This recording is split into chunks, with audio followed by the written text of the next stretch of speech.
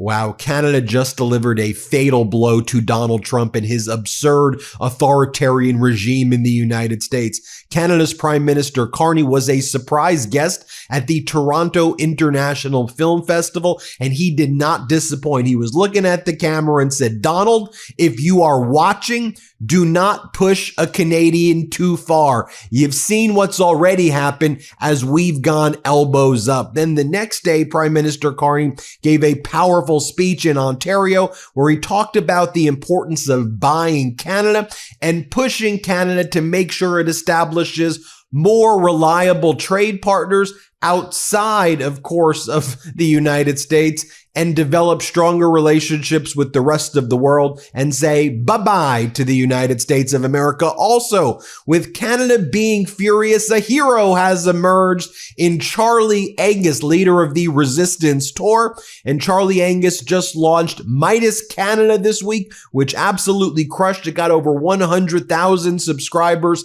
in 24 hours, showing how Canadians are ready to fight. They've already showed that fighting spirit, and the resistance continues in Canada. So here's Prime Minister Carney speaking at the Toronto International Film Festival about the elbows up mentality. Here, play this clip. Our current times make them all the more precious.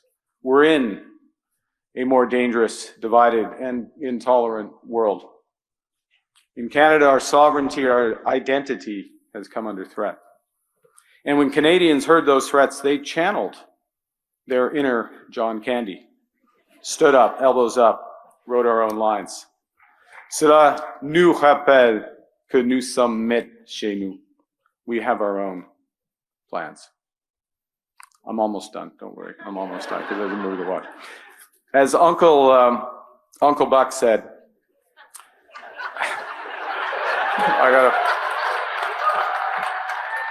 I spent a lot of time on this speech.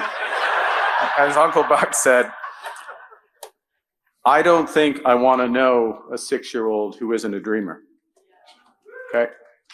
Shimon Peres, I don't think he saw Uncle Buck, but he expanded on this.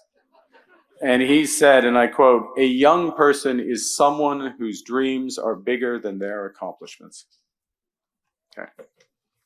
Canada is a story whose best chapters are yet to be written, not least because we're a country that welcomes the world's storytellers, celebrates their stories, and grows with them.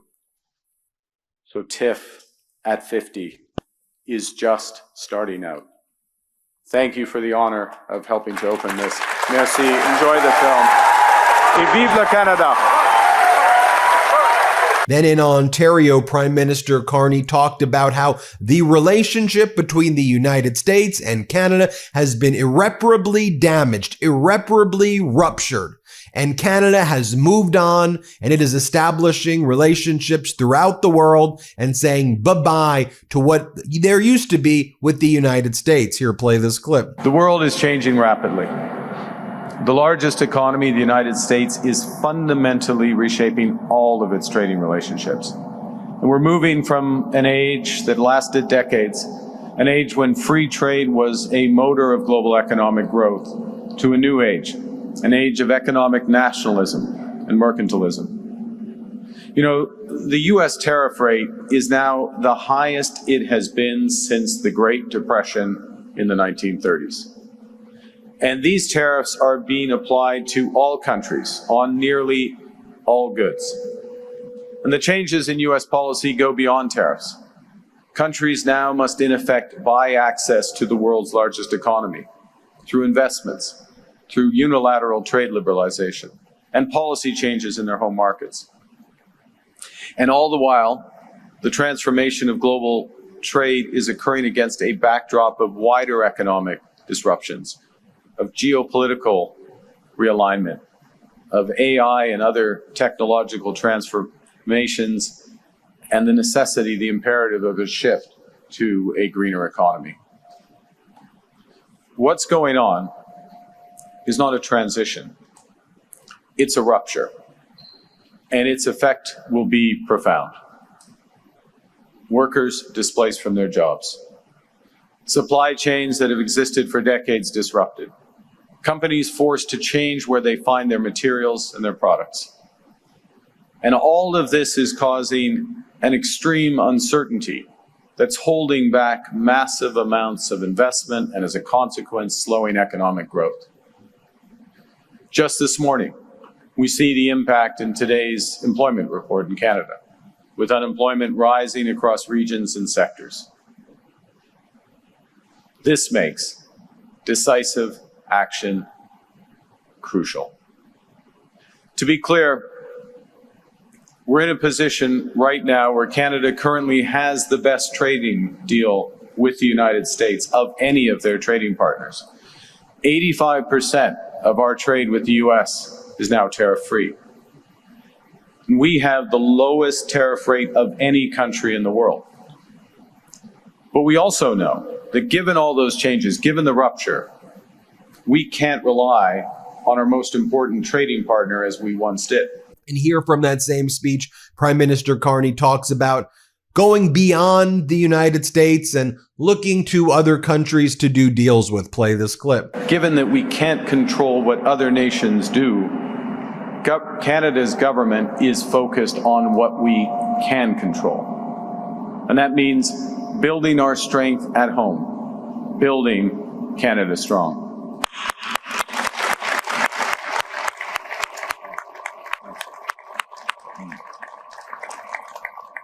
That means giving our workers and our companies the tools they need, retraining our workers, transforming our strategic sectors, creating entirely new industries, and being our own best customer by buying Canadian.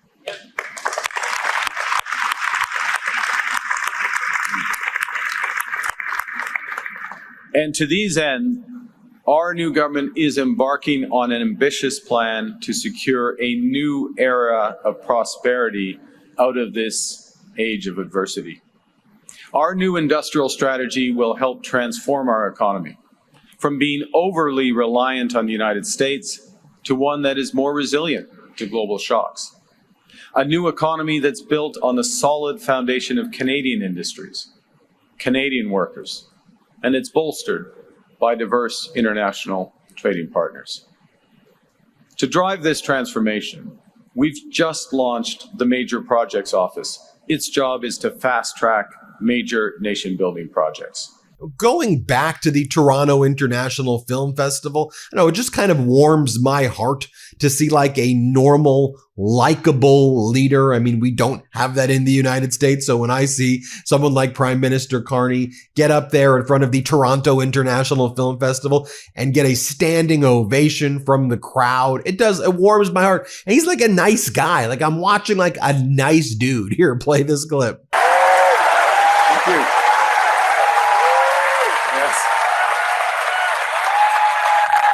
Thank you very much. Wow.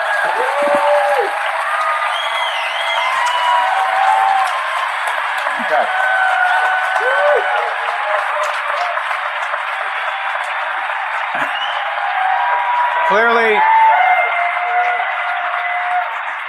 Clearly, a lot of Canadians have flown in from abroad and haven't known what's going on. But thank you. I'm here, Cameron. Thank you very much. I'm here to take credit for, all those decisions that Justin and the government took. Seriously, I'm here to reinforce the commitment. And honestly, this is it's a great honor. I've been in those seats. It is a great honor to be up here, particularly on the 50th anniversary of the Toronto International Film Festival. For half a century, extending the invitation to the world accepting, bring us your stories. And we'll share ours.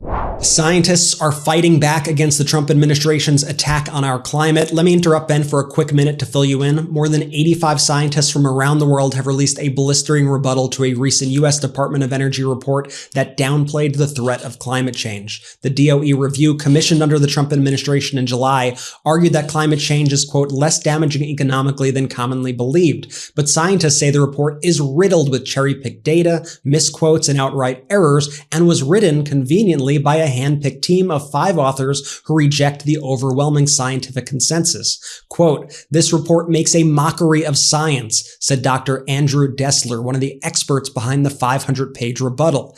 He accused the DOE of misrepresenting research, relying on anecdotes, and ignoring established facts. Among the flaws, the DOE actually claimed that rising carbon dioxide could be a net benefit for U.S. agriculture without mentioning how extreme heat is devastating crops.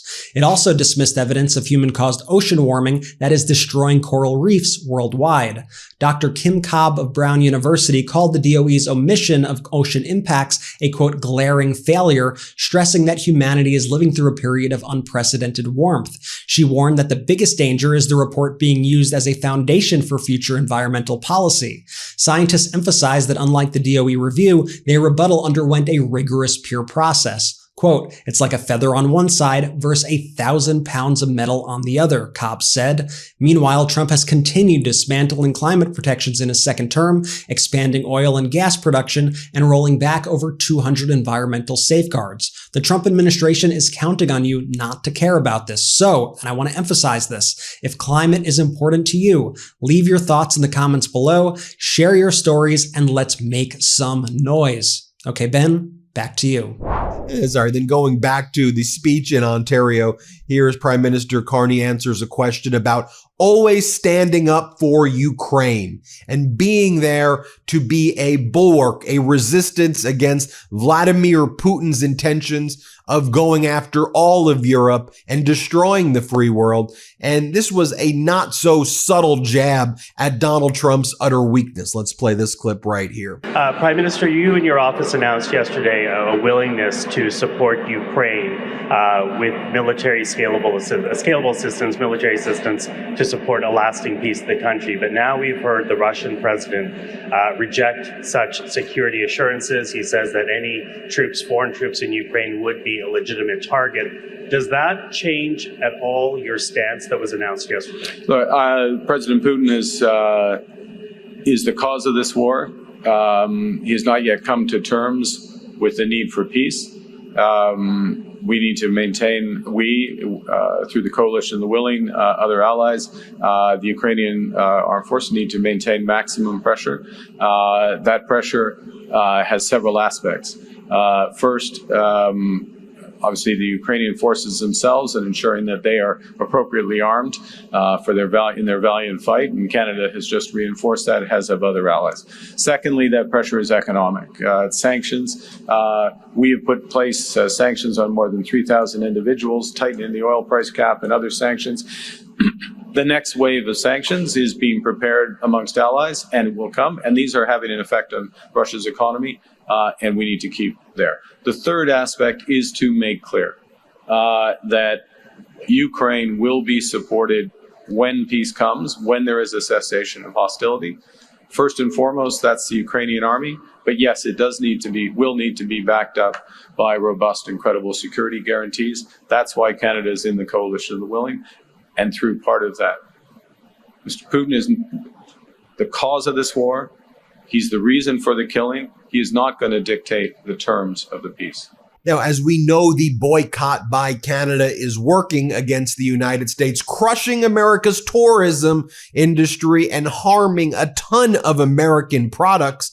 Not only is it Canada's boycott, but Canada has inspired the rest of the world, and Europe and Australia and others have learned from the Canadian boycott of how you resist and how you stand up against this fascist authoritarian Trump regime. But one of the things that we learned on Friday is that one of the ways Donald Trump has tried to lower the prices of eggs, which are not getting much lower, by the way, and groceries are going up, up, up. What about that disastrous economic report here in the United States? The worst jobs report in like a generation. Anyway, what we learned is that Russia is supplying chicken eggs to the United States for the first time in 30 years. The United States secretly opening up trade relations with Russia to bring in eggs as a result of egg shortages in the United States. Ukraine had offered to cover the shortfall with its own exports, but Donald was going to his buddy Vladimir Putin. How ridiculous is that? And some could say traitorous as well. Now, going to Charlie Angus, leading Midas Canada, which launched this week. 100,000 subscribers in 24 hours. Make sure you all subscribe. Charlie Angus made an incredible video about how the boycott in Canada is working and how it's spread across the world. Charlie Angus, here he is. Let's play it. Canadian boycott is one of the most profound political moments in our nation's history. It's a complete grassroots movement of ordinary citizens who, on their way to work, at the grocery store, at their kitchen table, made decisions about how they were going to live their lives by not engaging and not giving money to the gangster fascists. This is a really, really profound movement because it's not organized. It didn't come from above. It's the only boycott movement that I'm aware of where ordinary citizens just said, nope, we're not going to put up with this. We're not going to go along. So we're going to talk a bit about that. We're also going to talk about why it's so important to have the Meidas Network, Meidas Canada, our resistance as a voice on these issues, because they're just simply not being covered. What we see again and again with the mainstream media is a failure to capture the moment, to understand that it's not he said, she said when you're dealing with authoritarianism and the breakdown of the rule of law. There's one side, there's the other. One of the fundamental principles we operate here at the resistance is that in an age of the reoccurrence of fascism, there's no such thing as a bystander. You are either a resistor or an enabler. And to resist takes many forms. And we're going to break that down and we're going to talk about that because we are going to build this global movement of resistance. That's why it's so important to have this channel to talk about why words matter and what we can do about it. You know, in talking about the boycott, it was really funny. I got a call the other day from a journalist in one of the major Canadian publications. And he was asking me about the boycott. Conversation went on for about 15 minutes. And at the end, I said, can I ask you a question? And he said, certainly. I said, why are you calling me? And he said, well, what do you mean? I said, like, you guys haven't been covering this. I certainly have not been interviewed by anybody in the Canadian media on the boycott in probably about 6 months. And I said, you guys didn't think this would last, did you? You thought this would be a flash in the pan. You thought this would go away. The Canadians would cry themselves back to sleep. And they haven't. So, you know, when I read headlines in the Canadian media, there's not a lot, but, you know, CTV, fewer Canadians involved in boycott was the headline. If you went parsed down, you'd actually see that they did admit that it was having a major impact. My favorite are the right-wing cranks who are so upset that ordinary Canadians have the power now. The Macdonald-Laurier Institute, the ultimate right-wing blowhard crank voice of the right wing, their analysis, limited impact of the boycott, not noticed. The Financial Post, no impact. But then you look at American publications. CNBC did a big investigation on the impacts of the boycott and predicted a potential $90 billion hit to the American economy. That's what you're reading in the US publications. Forbes magazine talks about Canada's boycott accelerates. Really interesting stuff from the US publication, The Travel, that they said in one headline, Canada's US travel boycott forces one state to beg for tourists. Too bad, so sad. And they had described Canadians as the United States' friendliest ally up to this year. That last year we spent a whopping $20.5 billion traveling to the United States. And we supported 140,000 direct jobs. That's been wiped out. It's being predicted a possible $29 billion loss to American tourism this year because of the Canadian-initiated boycott. And to our resistors around the world, thank you for joining us and supporting us, because the Travel also talked about that the big spending Europeans, they're not going to the United States. Now, make sure you subscribe to the Meidas Canada channel as well. One thing I want to flag is that Donald Trump is beginning to reevaluate the Canadian-United States-Mexico agreement CUSMA or the USMCA, depending how you refer to it as. This is the trade agreement that Donald Trump made during his first term, which was basically an update of NAFTA. And Trump's trying to basically redo it all. You can be sure that there will be horrific punitive terms against Canada there and against Mexico as Donald Trump appears keen on destroying the United States of America's economy, folks. There you have it. I wanted to highlight Prime Minister Carney. I wanted to highlight Charlie Angus leading Meidas Canada Strong, already becoming one of the most powerful media entities in Canada. Hat tip to Angus and all the great people who work over at Meidas Canada from here in Meidas in the United States. I want to bring Meidas to Australia. I want Meidas UK. I want Meidas Europe. I want Meidas Africa. I want Meidas South America, Central America, Meidas Mexico. You tell me where you want us to go next in the comments below. Thanks so much for watching. Have a wonderful day. Elbows up, everybody. Love this video? Support independent media and unlock exclusive content, ad-free videos, and custom emojis by becoming a paid member of our YouTube channel today. You can also gift memberships to others. Let's keep growing together.